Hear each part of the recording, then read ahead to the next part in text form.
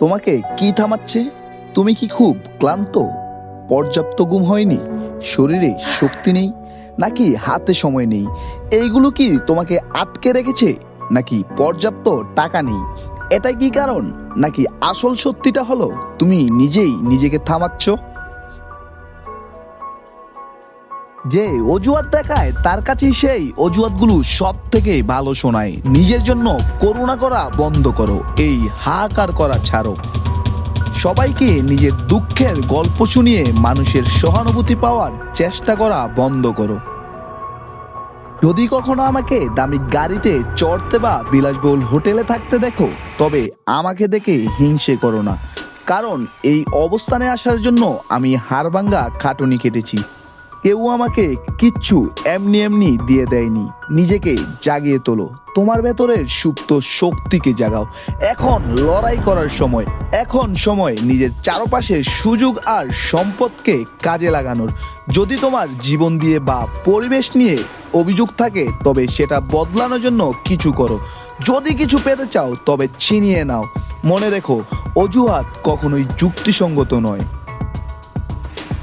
এগুলো স্রেফ কল্পনা, বানানো গল্প আর মিথ্যে। আর এই মিথ্যেকে থামাবে কিভাবে?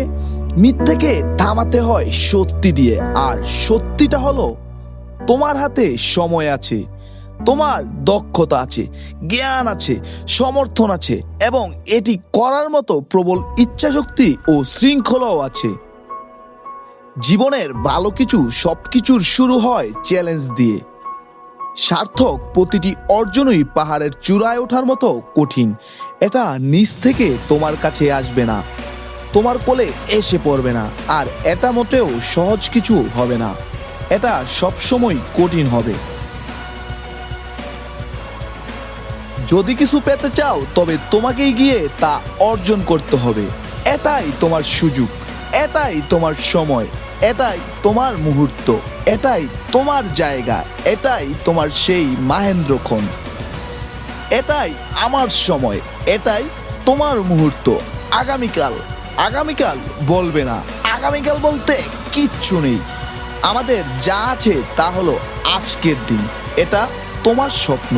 যদি এটা সত্যি করতে চাও, তবে অলসতা ছাড়ো এবং কাজে নেমে পড়ো। যদি এটা পেতে চাও, তবে ভোরে ওঠো আর লড়াই করো। তোমার এখনো অনেক কাজ বাকি। মাঠে পড়ে থাকো, পরিশ্রম চালিয়ে যাও বন্ধু। এটা নিজের ঘাম ঝরানো আর কঠোর পরিশ্রমের সময়।